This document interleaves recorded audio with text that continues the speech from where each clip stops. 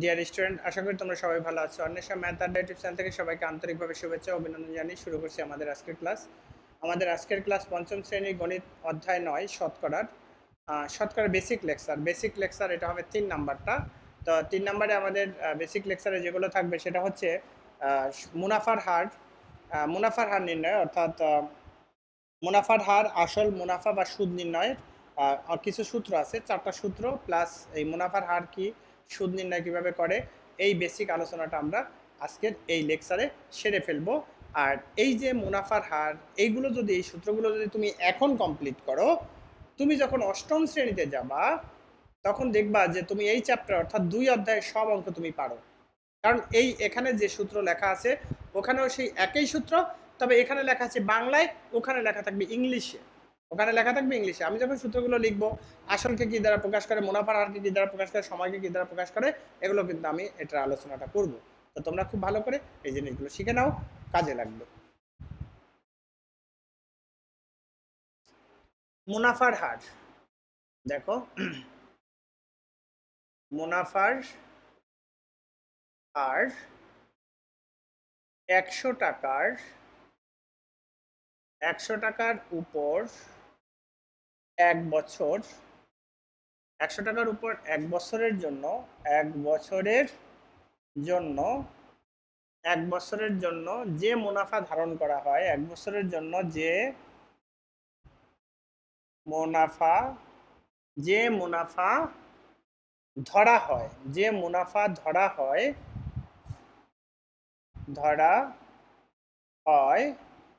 অর্থাৎ দেখো, 100 টাকার জন্য 1 বছরের, 100 টাকার উপর 1 বছরের জন্য যে মুনাফা ধরা হয় তা হচ্ছে শতকরা মুনাফার হার। তা হচ্ছে শতকরা মুনাফার হার। তা হচ্ছে শতকরা মুনাফার হার। মুনাফার হার, তা হচ্ছে শতকরা মুনাফার হার।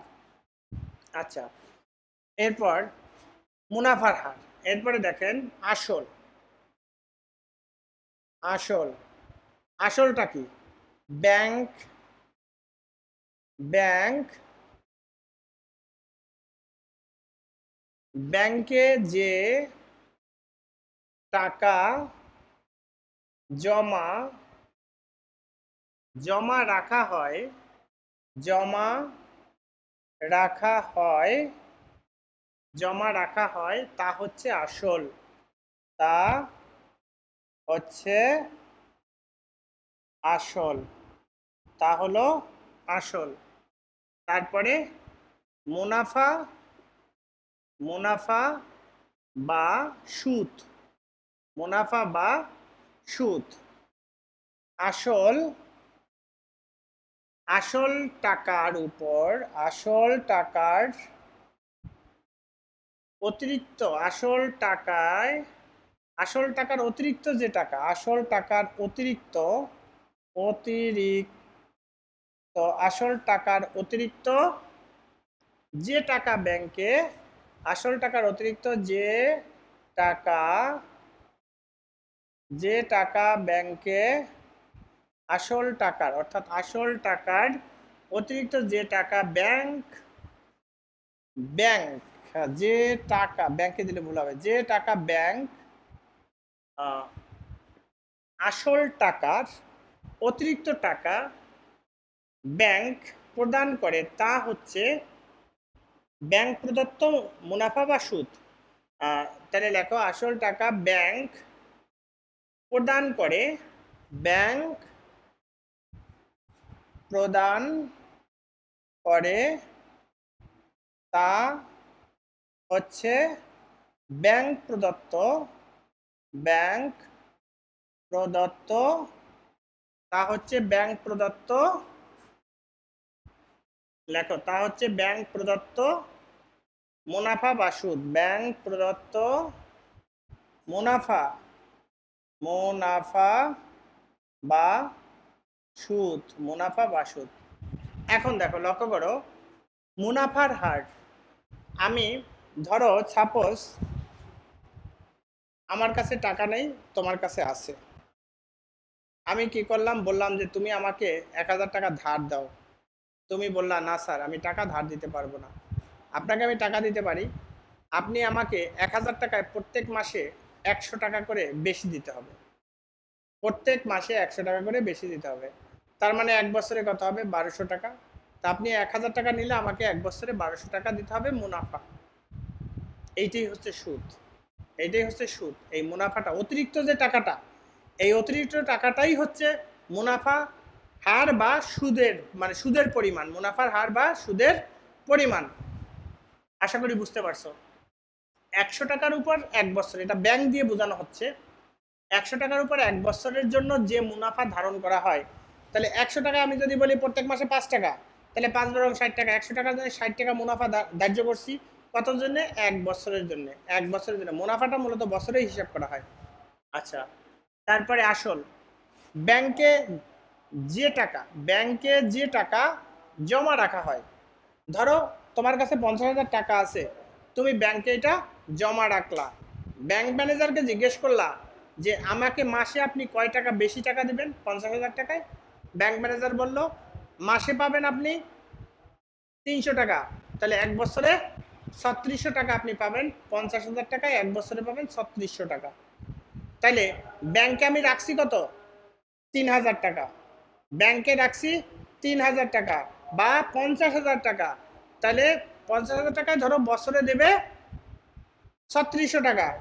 তাহলে 50,000 টাকায় সে বছরে দেবে 3600 টাকা। এই টাকাটা কিন্তু অতিরিক্ত টাকা, অর্থাৎ আমার যে টাকা ছিল তার চেয়ে বেশি দিচ্ছে। এই বেশি দেওয়াটাই হচ্ছে মুনাফার হার বা সুদের হার, সুদের মোট পরিমাণটা কত দিবে। তাহলে এখন দেখেন, এটাই হচ্ছে। তাহলে আসল, ব্যাংকে আমি যে টাকা জমা রাখছি সেটাই হচ্ছে আসল, অর্থাৎ 50,000 টাকা জমা রাখছি, ব্যাংকে যে টাকা জমা রাখা হয় তা হচ্ছে আসল। আশা করি বুঝতে পারছো। মুনাফা বা সুদ, আসল টাকার অতিরিক্ত যে টাকা ব্যাংক প্রদান করে। কি বললাম আমি?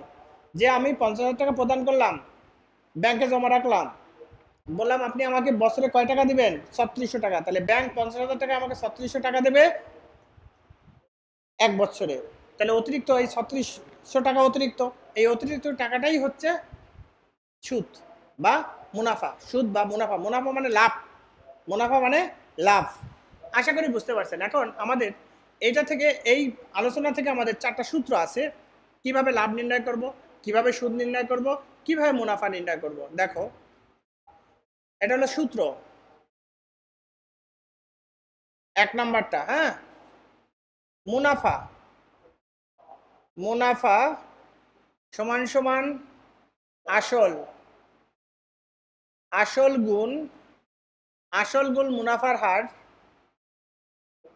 মুনাফার হার গুণ, মুনাফার হার গুণ সময়, গুণ সময় ভাগ 100। এটা হচ্ছে মুনাফার হার নির্ণয়ের সূত্র, মানে মুনাফা নির্ণয়ের সূত্র। তারপরে 2 নাম্বার, শতকরা মুনাফা, শতকরা মুনাফা হার, শতকরা মুনাফার হার। শতকরা মুনাফার হার কি হবে? মুনাফা ইন্টু 100,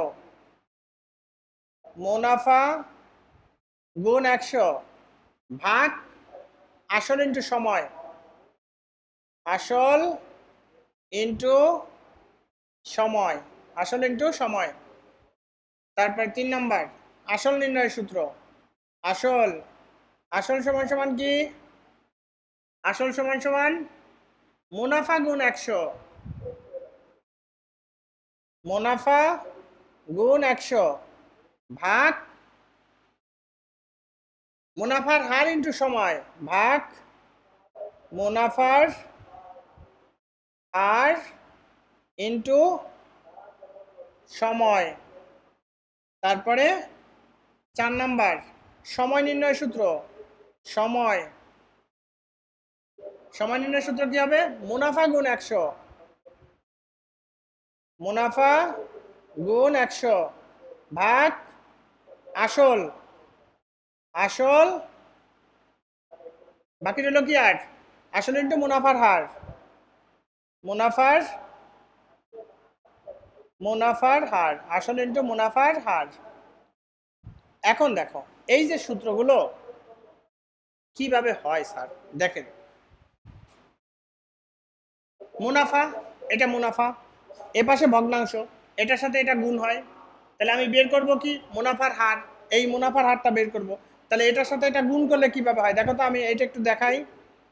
তাহলে গুণ করলে হয় আসল, দেখো আসল গুণ মুনাফার হার, মুনাফার হার গুণ সময়, গুণ সময় সমান সমান মুনাফা ইন্টু 100, মুনাফা গুণ 100 গুণ 100। তাহলে এখন দেখো আমরা কি বের করব মুনাফার হার, তাহলে এইগুলি কি গুণ আকারে আছে না, গুণ থাকলে ও পাশে গেলে ভাগ হয়ে যায়। তাহলে মুনাফার হারটা আমি এই পাশে রাখলাম, দেখো মুনাফার হার সমান সমান এটা তো আছেই, তাহলে মুনাফা গুণ 100, বাকি দুইটা এই পাশে গেলে কি গুণ থাকলে ভাগ হয়ে যায়, আসল, আসল গুণ সময়, আসল গুণ সময় পাইছেন। দেখেন মুনাফার হার মুনাফা ইন্টু 100, আসল গুণ সময়, তারপরে আসল নির্ণয় করব, এরপরে আমরা কি করব আসল নির্ণয়।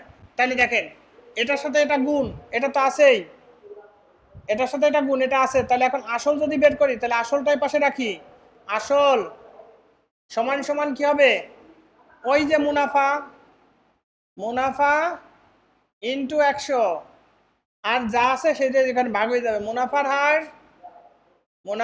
হার ইন্টু সময়।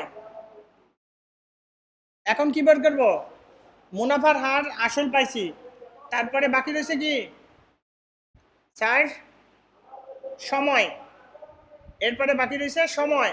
তাহলে সময়, এখানে একটা সময় আছে না, এখন এই সময়টাকে এ পাশে রাখো, সময়, তাহলে মুনাফা গুণ 100, সময়ের পাশে রাখলে বাকি যে দুইটা গুণ আছে ওইটাই পাশে গেলে ভাগ, আসল গুণ মুনাফার হার, আসল গুণ মুনাফার হার। এইভাবে এই প্রথম সূত্র থেকে আমাদের বাকি তিনটা সূত্র আসে।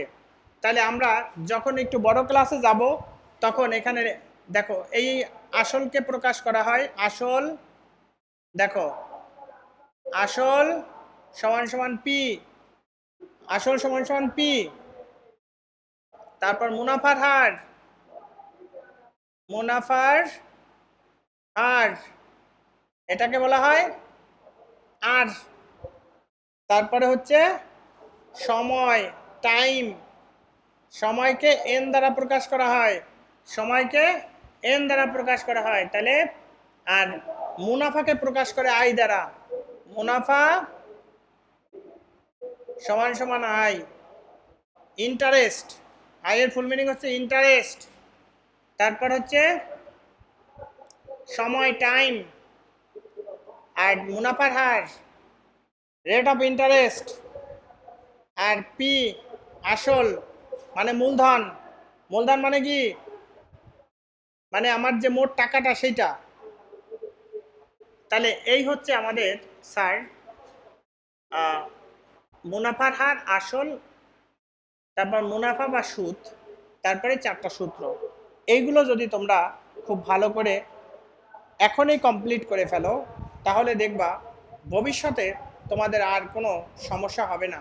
আর এই সূত্রগুলো আমাদের লাগবে অষ্টম শ্রেণীতে যাইয়া লাগবে, আপনারা 6-7-এও কিছু শতকরা অঙ্ক করবেন কিন্তু অতটা না, কিন্তু এখানে যে সূত্রগুলো দিয়ে আমরা কাজগুলো করতেছি এখানে প্লাস অষ্টম শ্রেণীতে পুরোপুরি লাগবে।